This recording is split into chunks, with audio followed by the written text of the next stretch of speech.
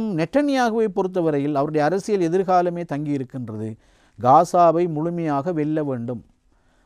15 மாதங்கள் யுத்தம் செய்து குறைஞ்சது ஒரு 15 ஹமாஸ் போராளிகளையாவது கொண்டாராண்டு இஸ்ரேலில் ஒரு கேள்வி உண்டு, மக்களுக்கு ஒரு அதிருப்தி உண்டு. என்றால் இவருடைய ஊழல் மோசடியால் உச்சநீதிமன்றத்திலேருந்து ஒரு தீர்ப்பு வரப்போகின்றது, கொஞ்சம் பொறுங்கள், நான் காசாவை முத்தாக அழிச்சு போட்டு திரும்பி வருவேன் என்று வந்தார்.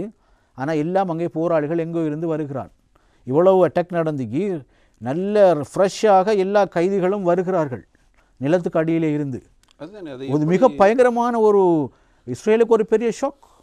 எப்படி எங்களுக்கு தெரியும், இந்த போர் நிறுத்தம் நடந்த அடுத்த ஆண்டு பார்த்தீங்கன்னு சொன்னால் பல்லாயிரக்கணக்கான போராளிகள் இராணுவ வாகனங்களில், அதுவும் இஸ்ரேலிடமிருந்து அவர்கள் 23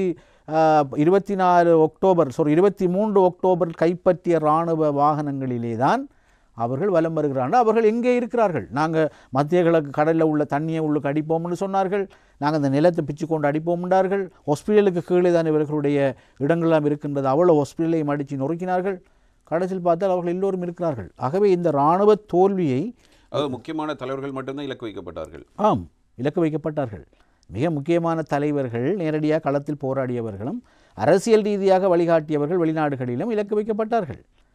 பெரிய அளவிலே அந்த இராணுவத்தை அவர்கள் தாக்கி அளிக்கவில்லை. அடுத்த கேள்வி என்னென்றால், இவ்வளவு 15 மாதங்கள் தாக்குதல் நடந்தது, தங்களுடைய கைதிகளாக பிடிபட்டு கொண்டு செல்லப்பட்டவர்கள் பாதுகாப்பாக மட்டுமல்ல, முழு நிறைவாக 100% ஆரோக்கியமான டேஸ்டான உணவை சாப்பிட்டு, இப்போ நாங்கள் பார்த்தீங்கன்னு சொன்னால் இஸ்ரேலில் இருக்கிற கைதிகளை விடுவிக்கப்படுகிறார்கள், அவர்கள் என்ன கோலத்தில் வருகிறார்கள் என்றும், இங்கே இருந்த கைதிகள் என்ன அழகாக வருகிறார்கள் என்றதையும் ஒப்பிட்டு நிறைய ஊடகங்கள் செய்திகளை வெளியிட்டு வருகிறது. இது ஒரு பெரிய இஸ்ரேலுக்கு மட்டுமல்ல முழு உலகத்துக்கும் ஆச்சரியம். என்றால் காசா என்றது அம்பாறை மாவட்டத்தினுடைய பரப்பு கொண்ட ஒரு பிரதேசம். இலங்கையில் அம்பாறை மாவட்டத்தை விட கொஞ்சம் சிறிய பரப்பு, 365 சதுர கிலோமீட்டர். இதுக்குள்ளே தான் நாங்கள் சொல்கிற இந்த சின்ன சின்ன இடங்கள் எல்லாம் இருக்கின்றது. காசாவுடைய வடக்குங்கம், கிழக்குங்கம், கான்யூனுஸுங்கன்றம், அந்த எல்லா பைத்து என்ன இந்த எல்லா ஏரியாவும் அவக்குள்ளான் இருக்குது. இதுக்குள்ளே உள்ள ஒரு ஆயுத குழுவை ஒரு வல்லரசுகள் பல பின்னுக்கு நிற்கின்ற ஒரு அரசாங்கத்திற்கு, இராணுவ ரீதியிலே அமெரிக்காவில் தயாரிக்கப்படுகின்ற எல்லா ஆயுதங்களும் முதலிலே பரீட்சித்து பார்க்கப்படுவது இஸ்ரேல் பலஸ்தீன மக்களுக்கு எதிராக இஸ்ரேல் தான் பரிசித்து பார்க்கின்றது. அப்படியான ஒரு நாட்டுக்கு ஏன் வெற்றி கொள்ள முடியவில்லை?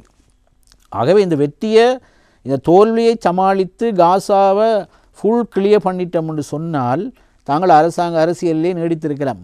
நெட்டன்யாகு ஒரு மரத்தளபாட வியாபாரி நெட்டன்யாகு. அங்கே ட்ரம்பை பார்த்தோம்னால் அவர் ஒரு real estate businessman, right? 2 businessman அரசியல் வியாபாரம் செய்வதற்கு ஒரு ஆடுகளமாக இன்றைக்கு காசாவை அவர்கள் பயன்படுத்துகின்றார்கள்.